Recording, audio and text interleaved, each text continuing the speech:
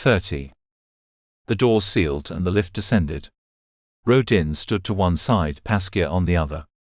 She looked over, a flicker of a smile, then down to her feet. He watched her hands, her stance. There was nowhere obvious to hide a weapon in the lift.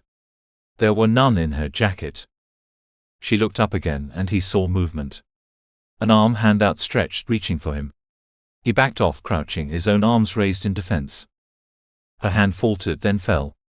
Her brow furrowed and she turned away, her face red. I'm sorry.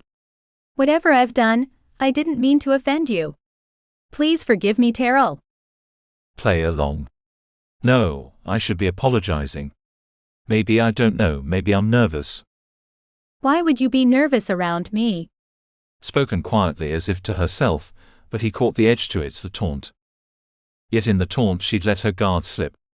It was as much of an admission as he needed. He didn't answer. Only when the doors opened, and they stepped through Paskia first, did Rodin ask where she wanted to go. She shrugged. Rodin glanced round the entrance hall. The concierge was behind his desk looking at a screen.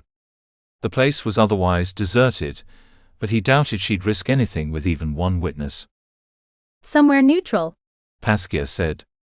Somewhere that holds no meaning for either of us. Somewhere we can talk in private but without being trapped. Somewhere she wouldn't be disturbed, but with many escape routes. But she turned to him, waiting for a suggestion. She wants me to choose the site of my execution. But space could work to his advantage as well. There's a small park nearby, he said. Nothing grand. 5 minutes walk. She nodded. 5 minutes. But can we walk in silence? I need to gather my thoughts. Of course. They walked side by side, Rodin on high alert, confident he'd detect any attack with time to respond. He held his arms ready, tensed his legs with each step and breathed steadily. But her head remained down, and they reached the park without incident. There were a few others around, but the path they took, past the trees then across the open grassland, took them away from anyone else. The sunlight was soft, the temperature warm. There was a slight breeze playing through the tops of the trees. Paskia kept her hands at her sides, but they twitched a great deal. Eventually, she broke the silence. Without looking at him, she said, I know this is an extremely personal question, and I mean no offense, but have you ever undergone correction? Do you believe I have? She shrugged. I understand you've had difficulties. They involved authority, but not correction. She must know of what happened the other day.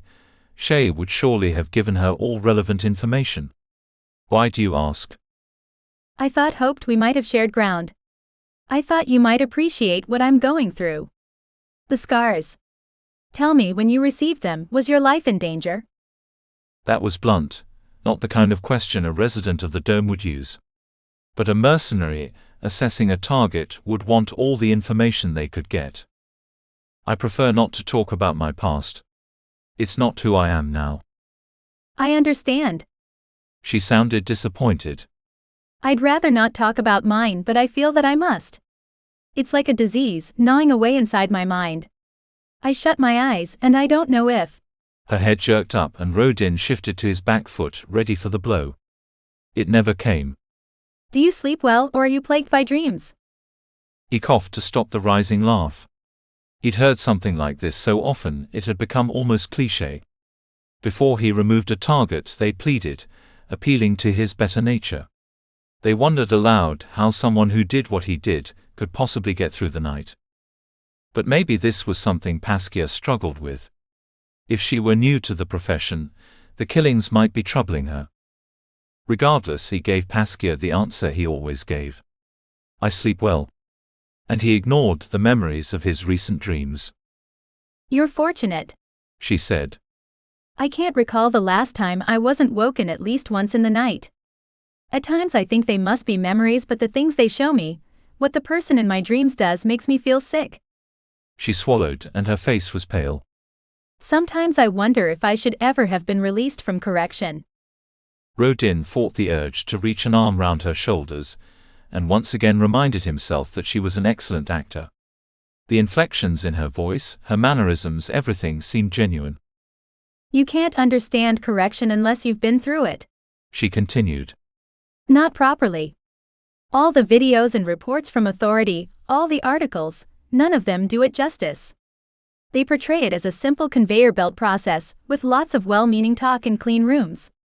They make out like it's a society within a society, so perfect that those who enter the refuge have no option but to see the error of their ways.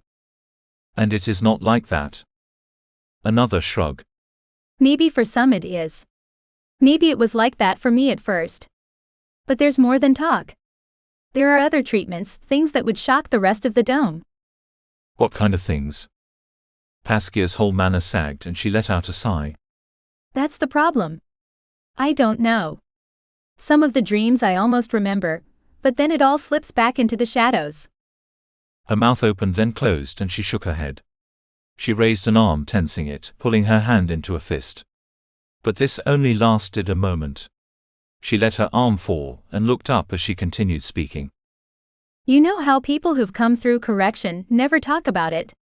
They say it's all about turning a new leaf, turning your back on the past. But I'm not sure now. I think it's because we can't remember.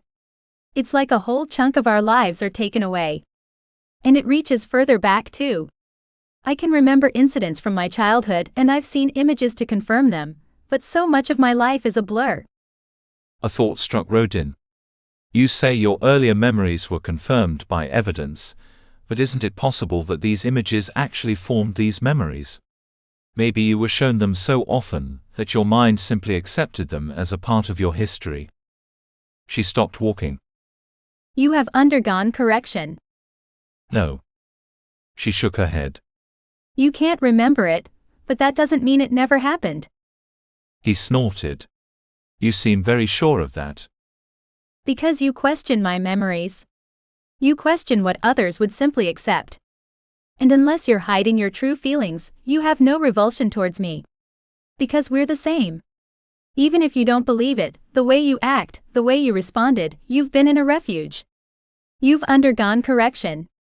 I know it. Paskia waved her arms as she spoke and her breath came fast. Rodin needed to calm her down. He shrugged. Maybe it's because I'm from another dome. Kern's more relaxed about things like this. She laughed, a delicate sound that softened her features. No, it's not. You forget I've lived elsewhere too. The way you respond, it's not like a normal resident, and so you must have gone through some trauma. The only possibility is correction. Either that, or you're from somewhere else entirely. Ridiculous. I've been here for a few days before that Kern and before that Ross. Was he protesting too hard? It didn't matter, not when she knew the truth. But she was acting the part well, shaking her head, already discounting it as a possibility. I know. She said those words so softly he barely heard them. And she turned her eyes, gazed off into the distance. Her shoulders shuddered. You know. She nodded. When I first saw you, my memory stirred.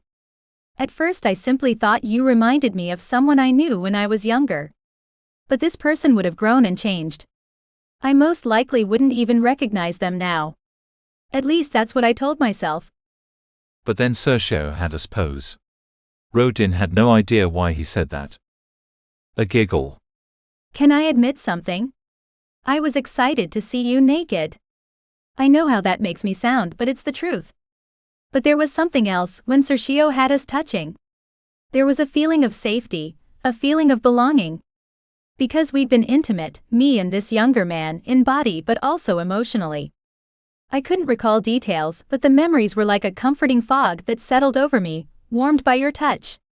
And the heat from your skin started to burn off some of the fog. See, we did something, the two of us. Others were involved as well. We all believed strongly in something. But him most of all. That's what first attracted me to him, maybe his strength. Solid, dependable. But whatever we were involved in, authority came down. We were caught together. I almost think I can remember screaming at them to stop hurting him. And then they dragged me off, and I never saw him again. She retreated into silence. They walked on a slow pace and Rodin didn't speak. Didn't know what to say. That second session, it brought back the pain. She said quietly, like she didn't want her voice to disturb the stillness. I felt like I was responsible, that I'd let him down, or that I'd led authority to us. So when Sergio had us hold one another but asked me to dig my nails in. Her voice trailed off broken. She sniffed, and Rodin didn't have to look at her face to know the tears flowed now. But I know you'd never hurt me, she said, and she turned to Rodin. I felt it when Sergio had you push me away. I felt your reluctance. I tried to help, to push into your arm. I tried to make you dislike me, so that you'd push me away properly because it was too painful. But you held on. You wouldn't let me go. And it was at that point I knew who you were. She was shaking, wrapping the jacket around herself despite the warm sun. Rodin waited. You're going to tell me I'm mistaken. Maybe I am. Maybe my mind is playing tricks on me. If it is, I can either go mad or go along with it. Guess which option I'm going to take? A nod. There's something I remember, a phrase he would say. What will be will be. Don't fight it, go with it. I'll follow that advice. I'll go with it. Rodin pictured the small room from his dream, the girl sitting on the opposite bench. But he couldn't see her face. Besides, that was a dream, a figment of his imagination. It wasn't like he could trust Paskia's memory. She had problems, had undergone correction. She was delusional. She should probably get more treatment. A thought raged through Rodin then, almost knocking him back with its ferocity. She didn't need treatment. Society has done enough to her. Whatever happened, they tortured her, then removed her memory of it. And why? To preserve their precious society. To become who they wanted her to be, not who she was. It would have been kinder if they'd taken a blade to her throat. He made no move and she looked down. I've said too much? I'm sorry. But please, don't think any less of me because of what I've said. I'm struggling. I hoped we'd be friends at least. I'm sorry. She turned and walked away. Rodin watched her go. Where was the attack? He waited for her to turn, or for those working with Paskia to rush in. But there was nothing. Only her hunched shoulders as she walked away, retreating fast. She never once glanced back and soon she was gone from his sight. Had he misread things so badly? Rodin didn't return to Sergio's. His meeting with Leopold was in an hour, and although he could reach the councillor's house in half that time, he needed to think. He walked. He tried to imagine what it must have been like for Paskia. He pictured her in a room, seated on one side of a desk, a couple of authority agents on the other. And then he imagined her in another smaller room with no furniture. She sat on the cold hard floor, her thin dress doing nothing to prevent the warmth leaching from her skin. But she barely had the energy to shiver, and in his mind she curled up, sobbing even though she had no more tears left.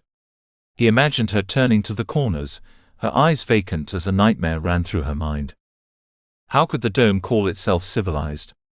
They reacted with shock to the violence beyond the glass, but at least death in the districts was honest. When Rodin fulfilled a contract, the target died as quickly and as cleanly as possible. He didn't lock the target away for years. He didn't torture them, put them through a hell that made them question their very existence. Death might be painful, but it wasn't this living torture that authority had forced onto Paskia. Those in the dome would never understand the districts anyway. They only saw the surface, the violence and death, the constant mistrust. They didn't see how people like Jenna struggled to make her district safe, fought to give her people peace of mind. They were blind to the daily lives of so many, working hard to provide for themselves and those around, struggling to ensure a better future for their offspring. They didn't have the luxuries those in the dome considered normal, and so they focused on what really mattered. The people in the districts were free, in a way those in the dome couldn't comprehend. They thought for themselves. They weren't trapped by social laws imposed from unseen forces above. There might be the constant risk of attack from those around them, but people in the districts didn't have the constant threat of an insidious force like authority. Rodin forced his fists to unclench, felt the heat dissipate from his forearms. His lower face ached as he loosened the muscles in his jaw. This place wasn't good for him. The dreams had been a warning, he needed to get out. And he could do that. He'd been under the glass 3 times before, and he'd returned each time. There were houses, and people who would take his money in exchange for safe passage. Not dough money, but real money. But there lay the problem. Rodin's money was in the districts, and he could only access it from outside the glass. There was no way any of the gatekeepers would let him through on a promise. Payment had to be up front. Before, he'd brought enough across the glass to cover his return journey. But this time he only had dough money. So he needed to complete this contract. He needed to remove Leopold. He'd been walking wherever his feet took him, but now Rodin looked up. There was a turning ahead, and he read the street name Bridge Street. Close to where Leopold lived. At least he hadn't been walking in circles. With all the thoughts tearing through his mind, at least his body knew what it was doing. He pulled out his screen and checked the time. His meeting with the counselor was in 10 minutes, and it was disconcerting how the time had disappeared. Rodin took in a breath, held it for a couple of seconds, then exhaled. 10 minutes. Then he could finish this contract and get out of this place.